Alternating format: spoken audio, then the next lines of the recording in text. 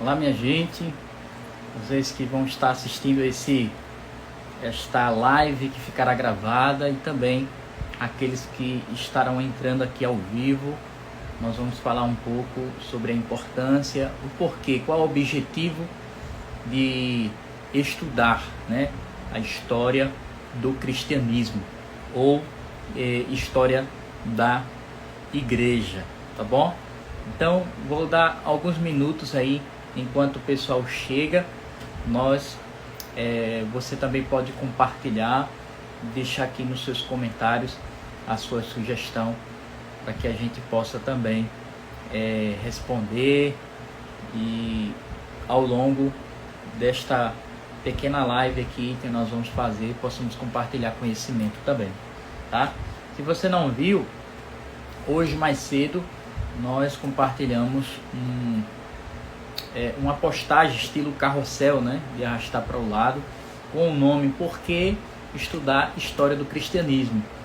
E aí eu resolvi fazer esta live e nós vamos trazer mais conteúdo sobre isso durante a semana, durante os dias que virão, para que a gente possa refletir sobre este assunto. Então, por que estudar a história do cristianismo? Ou história da igreja, não é? Porque nós falamos sobre 3 razões, 3 motivos porque todo cristão, não é, deve compreender, deve buscar entender pelo menos o básico, entender de forma panorâmica a história do cristianismo, não é? Na verdade, toda história ela é importante para nós, a história da humanidade e tantas coisas que já ocorreram ao longo dos séculos, tantas transformações. Eu mesmo estou tendo a oportunidade este ano de estudar a história da filosofia por um olhar cristão, fundamentado em uma cosmovisão cristã, não é? Para quem não sabe ou me conhece um pouco, eu sou formado em História pela Universidade Federal de Sergipe e eu resolvi estudar História por esta necessidade pessoal de conhecer, né, de conhecer o mundo à minha volta, de conhecer essas transformações, esses processos, né, de transformações, de desenvolvimento do mundo à nossa volta em relação à política, em relação à própria religião, o próprio cristianismo, e assim compreender, né, os fatos que nós vivemos hoje. Porque com certeza tudo que nós vivemos hoje, ele tem uma conexão com aquilo que se passou. E somos resultados de toda essa construção, de toda essa transformação histórica, né? E não é diferente quando nós falamos de história do cristianismo. Por quê? Porque o cristianismo ele está, obviamente, fundamentado em uma história. E é interessante sobre isso que nós vamos falar, que a Bíblia é uma grande história que Deus está nos contando. E não apenas contando, mas nos convidando a participar dela. É interessante pensar sobre isso. Mas vamos aqui a primeira razão que eu coloquei para a gente refletir é que a primeira razão que nós devemos estudar a história, em primeiro lugar, porque através dela, né, nós rememoramos os grandes feitos de Deus, as intervenções soberanas que mudaram o rumo de toda a terra, que mudaram o rumo de sociedades, de cidades, de países, ou até mesmo de continentes, não é? Quando nós olhamos para a história, nós podemos ver como Deus ele está regendo a história, como as profecias da Bíblia, da sua palavra, se cumprem. Então é muito importante que a gente entenda isso também. Então, como eu iniciei falando, a Bíblia é um livro de uma grande história que Deus está contando, que existe um início E aí começa ali por Gênesis, não é? E que tem todo o processo da redenção, a história da redenção que Deus está nos contando, e tem o fim, não é? Que nós estamos vivendo esse, vamos dizer assim, início do fim, desde a ascensão de Cristo, desde a descida do Espírito Santo e dos primórdios ali da Igreja de Cristo na Terra. Então, a história não é cíclica, como alguns filósofos ou historiadores acreditavam no passado, mas ela existe um início, um meio e um fim. Nós estamos dentro deste tempo e precisamos refletir sobre esse tempo. Lembro de um texto, não me lembro agora onde fica, mas que a palavra de Deus disse, um salmo, né, que diz: ensina-nos a contar os nossos dias, para que possamos ter um coração sábio, para que venhamos viver de forma que venha valer a pena, né? Então é importante a gente saber contar os nossos dias, é importante a gente valorizar o nosso tempo. Então a primeira razão é essa, que nós precisamos lembrar dos grandes feitos de Deus na história. E lembrar que a Bíblia é um grande livro de história, a história da redenção, né? A criação, a queda, a redenção e a consumação que virá no final dos tempos. Nós estamos caminhando para isso.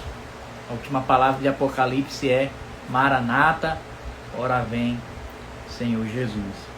É interessante que Jesus ele fala sobre isso em relação à memória, à história, que na ceia, quando ele parte o pão, quando ele entrega o vinho, ele diz assim: fazer isso em memória de mim. Então é algo, tem um autor chamado John Frame que ele vai falar que o cristianismo é uma religião histórica. Na verdade, até um grande historiador chamado Mark Bloch, ele vai dizer que o cristianismo é a religião da história, porque verdadeiramente o cristianismo ele é marcado por fatos históricos no espaço e no tempo, em que Deus veio ao mundo na pessoa de Jesus Cristo e marcou uma era, marcou o tempo, né? Então nós temos ali o antes de Cristo e o depois de Cristo, né? Então o cristianismo é uma religião da história, que conta fatos históricos de acontecimentos, né, que foram no passado, que estão acontecendo agora no presente e que vão também acontecer no futuro. Chovendo bastante aqui em Aracaju, não sei se dá para ouvir aí, mas vamos lá, vamos continuar. A segunda motivo, a segunda razão que nós pensamos sobre isso, da importância de estudar a história do cristianismo, é que pensar que a história é como uma pedagoga, a história é como um professor, uma professora, que com ela nós aprendemos com os erros e os acertos do passado. Nós visualizarmos bem, valorizarmos a história do cristianismo, pensarmos, nós vamos agir com sabedoria para não cair nos erros daqueles que já viveram antes de nós. Então eu até citei um exemplo que ao longo dos primeiros séculos, né, da era cristã, surgiram várias heresias, surgiram vários movimentos heréticos. O que é heresia? Aquilo que distorce a sã doutrina, aquilo que desfaz, desqualifica ou foge da direção das doutrinas básicas da palavra de Deus, né? Por exemplo, sobre a Trindade, sobre a divindade de Cristo e também a sua humanidade, sobre a divindade do Espírito Santo e assim por diante. Então, nasceram várias heresias que queriam se opor, não é, aos ensinos dos apóstolos, e ali foi preciso, naquele início, nós vemos que foi através de concílios onde os bispos, pastores da época, teólogos da época se reuniram, né? E foram ali que essas doutrinas equivocadas foram refutadas. E assim nós devemos pensar que se nós não tivermos cuidado hoje em dia, nós podemos cair nos mesmos erros daqueles que viveram no passado, ou seja, de coisas que já foram superadas há muito tempo. E quando a gente vai refletindo ao longo do tempo, a gente vai percebendo pessoas que vão trazendo novas doutrinas, que vai nascendo novas igrejas, entre aspas, com as mais variadas ideologias e pensamentos, interpretações equivocadas. E por quê? Porque falta um pouco de desejo e muitas vezes de humildade para olhar um pouco para trás e perceber aonde nós estamos errando, onde nós precisamos melhorar e o que no passado já foi superado, nós também podemos aprender, tá bom? Então, além disso, em terceiro lugar e último, nós vemos também que podemos, através da história, adquirir uma visão ampla, uma visão geral de como o cristianismo chegou até nós, não é? Por quê? Porque só podemos compreender, eu até escrevi, né, na postagem, que só podemos compreender as complexidades do nosso tempo. Eu não sei você, mas quando eu era criança ou adolescente, eu me peguei fazendo perguntas assim, pensando, né? Poxa, por que tantas igrejas? Por que tantas denominações? E por que elas são tão, às vezes, tão diferentes uma das outras? Ou por que essas discordâncias? E foi isso que me impulsionou também a estudar, traçar o caminho, né, do conhecimento histórico, para compreender essas complexidades, essas diversidades, e que na verdade elas se completam se forem compreendidas de forma eficaz, se forem compreendidas de forma verdadeira, com humildade. Nós vemos que esses assuntos se completam, tá? E aqui eu tenho um livro em minhas mãos, que é a História do Cristianismo, de Bruce Shelley. Esse livro aqui é muito bom, que ele traz de forma, vou dizer assim, não resumida, mas é muito bom de ler, mesmo aquele que esteja iniciando ou que já tenha uma experiência na leitura da história do cristianismo. Vale muito a pena você adquirir. Eu fiz um review, me apresentei esse livro aqui lá no meu canal no YouTube. Você encontra também, o link está na bio, depois você vai lá e assiste, tá bom? Mas algumas coisas que eu quero destacar aqui, que o Bruce Shelley ele fala, basicamente um pouco do que nós falamos.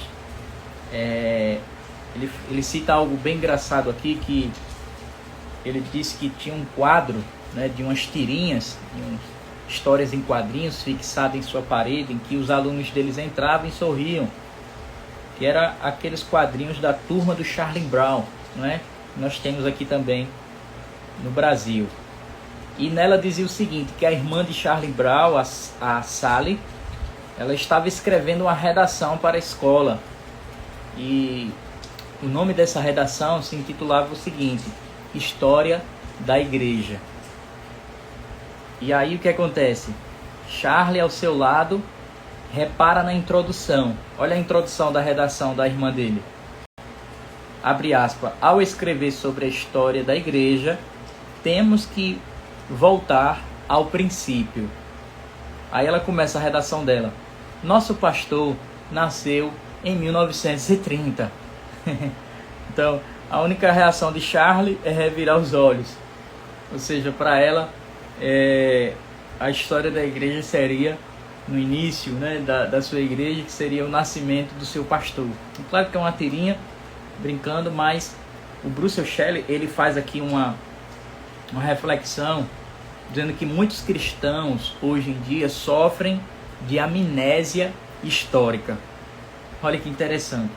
E vendo que o tempo vai passando e às vezes nós deixamos em branco, né, o período entre os apóstolos e o nosso período. É claro que existe o princípio de que nós entendemos que a Bíblia é a nossa única regra de fé e conduta. Mas nós não podemos deixar de lado toda a sabedoria e interpretações fundamentadas na palavra de homens e mulheres que se debruçaram na palavra de Deus e que podem muito contribuir conosco. Existe um princípio da reforma protestante chamado sola scriptura, mas o sola scriptura, que significa somente as escrituras, não significa que você deve ler a escritura sozinho, mas em comunhão, somente sozinho, interpretar apenas sozinho. Não, eu devo ter minha comunhão com Deus, ler minha Bíblia, mas eu devo também dar importância, a devida importância da interpretação em comunhão com a igreja. E quando nós temos materiais que foram deixados os nossos irmãos do passado, também uma forma de nós olhar para como é que eles enxergavam a palavra de Deus, como é que eles viviam diante de Deus, e assim nos ajudam também nos nossos dias. Outra coisa que o Bruce Shelley ele reflete é como consequência, ele diz aqui na página número 11, bem no início, como consequência da ignorância com relação à história cristã, há cristãos vulneráveis aos atrativos das seitas, e certas distorções do cristianismo são muitas vezes confundidas com a realidade.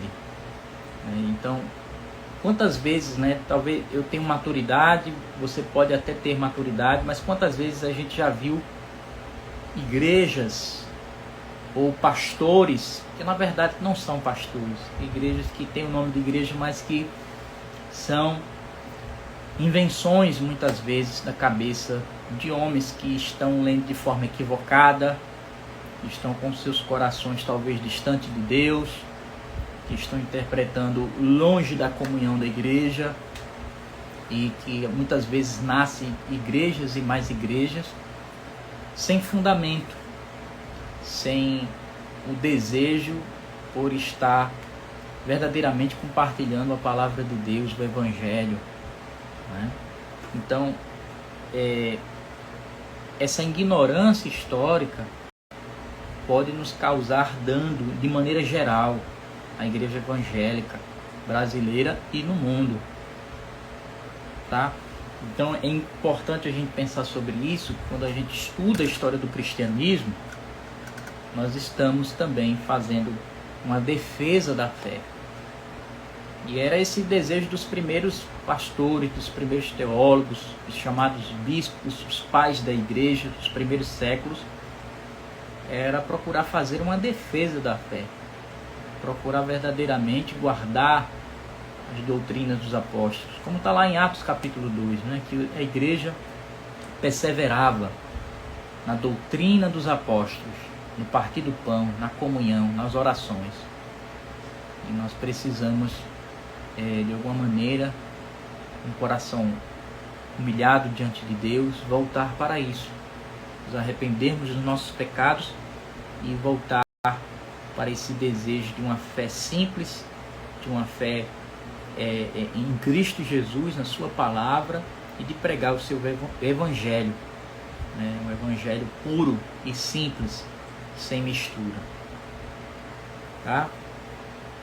Mas ele fala também do perigo do orgulho espiritual, e sem uma base adequada para as comparações, eles se lançam à defesa de seu caminho como se fosse o melhor, do seu grupo como se fosse superior. Olha uma questão importante aí, quando nós entendemos a diversidade do corpo de Cristo, nós não vamos estar lutando para saber quem é o melhor. Qual é a melhor igreja, qual é a melhor denominação, né?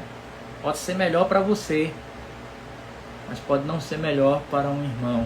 Então, nós precisamos abrir o coração, abrir a mente, para entender essa diversidade, a multiforme graça de Deus, apresentada às vezes em diversas denominações, que tem uma fé genuína e que às vezes tem uma construção histórica diferente da nossa, diferente da igreja que você participa. Então, compreendendo isso, precisamos entender o que nos une como cristãos evangélicos, como o que nos une, quais são as bases, quais são os princípios, quais são os fundamentos, porque existem questões que são muito secundárias, que são às vezes muito superficiais. Mas qual é a centralidade do cristianismo?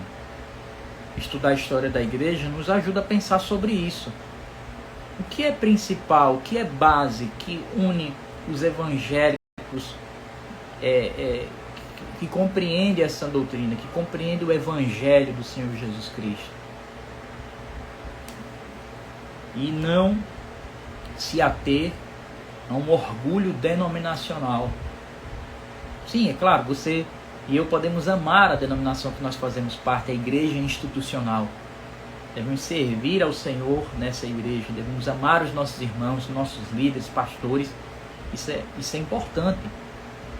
Mas não criar um orgulho denominacional para enxergar ou dizer para os outros: olha, a minha igreja é melhor do que a sua, a teologia da minha igreja é mais importante do que a sua, é mais, vamos dizer assim, mais tradicional, é mais incorporada, é mais preparada.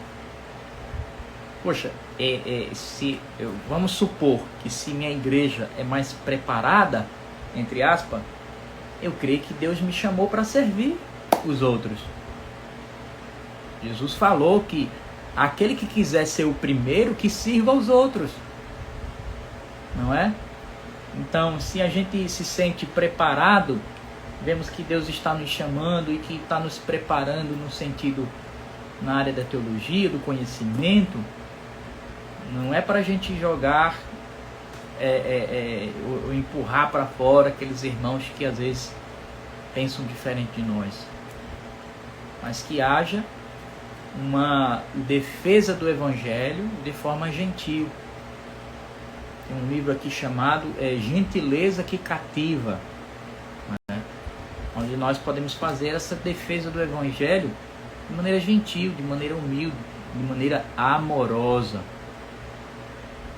porque somos seguidores de Cristo. As nossas teologias são falhas e a gente vê isso durante a história, mas aquele a qual nós seguimos, Cristo, ele é perfeito, ele é santo, ele é poderoso, tá?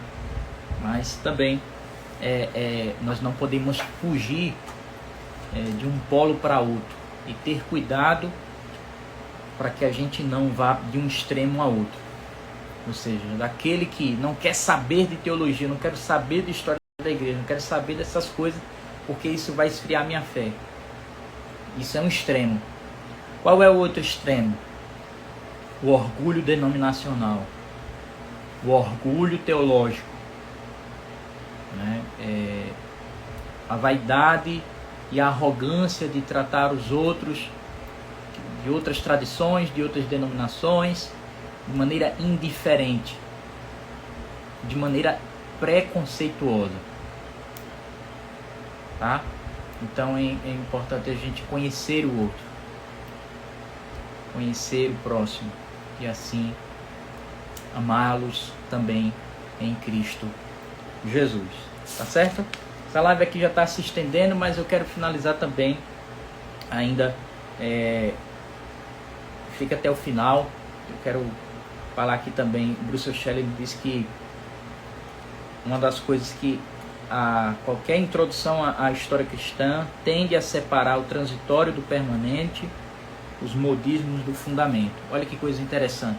Por meio do estudo da história do cristianismo, nós vamos compreender o que foram os modismos, né? Aquilo que era só moda, movimento, mas o que é que permaneceu? E isso que é mais importante, né? Tem coisas que são transitórias, mas o que é permanente? O que é aquilo que permanece? Quais são os fundamentos da nossa vida cristã? Nós podemos crer e permanecer nelas. Então, é importante que a gente faça essa diferenciação, tá? E lembrarmos que quando nós estudamos a história do cristianismo, a história da igreja, nós estamos falando sobre nós mesmos, sobre cada crente, sobre cada cristão que ama o Senhor e que quer servir a sua igreja de forma mais excelente, de forma mais eficaz. E com isso eu quero finalizar lembrando a vocês que estão aqui, também aqueles que estarão assistindo, que nós estamos promovendo, lançando aí um curso online. Um curso que não é um curso de história do cristianismo, não é um curso completo de história do cristianismo, porque a gente precisaria de mais tempo, de mais investimento para isso. Mas eu decidi compartilhar com você também um curso que eu já ministrei presencialmente para irmãos da minha igreja aqui em Aracaju, que é um panorama da história do cristianismo. O que é isso? Nós vamos ver de forma geral, de forma mais ampla, os acontecimentos, né, e os personagens que marcaram cada época da história do cristianismo, desde lá do seu início, com os apóstolos, até aí chegando, obviamente, os nossos dias. Então você vê, mais de 2000 anos de história, a gente não tem como detalhar ou ver todas as partes. Então a gente vai ver partes que os historiadores julgam importantes, que marcaram o desenvolvimento, as transformações deste grande processo da história do cristianismo. Então eu quero convidar você a participar. Tem uma postagem aqui que explica todos os detalhes deste curso. E vão ser aulas ao vivo. A primeira aula vai ser dia 8 de abril. E até lá você pode se inscrever. O link está na bio. E o investimento é um investimento mínimo. Eu pensei de todos poderem participar. Todos possam ter condições de participar. É apenas um investimento de R$45. Tá bom? Então você pode participar, convidar seus amigos, compartilhar também esta live ou esse vídeo, você que vai estar assistindo depois. E venha participar com a gente, vai ser muito bom. Depois de você fazer a sua inscrição lá, no link da minha bio tem um Linktree. Quando você abre lá, vai ter a opção de você clicar lá no curso do Panorama da História do Cristianismo. Você clica lá, vai abrir um formulário onde você vai colocar o seu nome, o seu e-mail, o seu telefone e também está lá explicando o modo de transferência de Pix e a chave Pix para que você possa fazer este investimento e estar se matriculando neste curso, tá bom? E depois que eu receber esses e-mails, alunos, nós vamos estar entrando em contato explicando como é que a gente vai se encontrar ao vivo. Eu não posso assistir ao vivo. As aulas vão ficar gravadas para aqueles que não puderem assistir ao vivo. Tá? E aí a gente vai trazer todas as informações e vão ser às sextas-feiras às 8 horas da noite, né? A partir do dia 8 de abril. Mas lembrando, se você não puder assistir ao vivo, você pode também assistir de forma gravada, tá bom? Vai ficar gravado para os alunos que neste primeiro momento estiverem se inscrevendo, se matriculando, investindo aí no seu conhecimento, para que você possa servir melhor a igreja do Senhor, que você possa ter uma visão mais ampla, mais geral do que é a história do cristianismo. Tá certo? Deus abençoe a sua vida e vamos juntos. Compartilha, escreve aqui nos comentários o que você achou. E qualquer dúvida, pode me chamar no direct, pode falar comigo. Eu vou estar aí de respondendo, mesmo que eu não responda na hora, mas espera um pouquinho que eu vou estar respondendo você, tá bom? Deus abençoe a sua vida.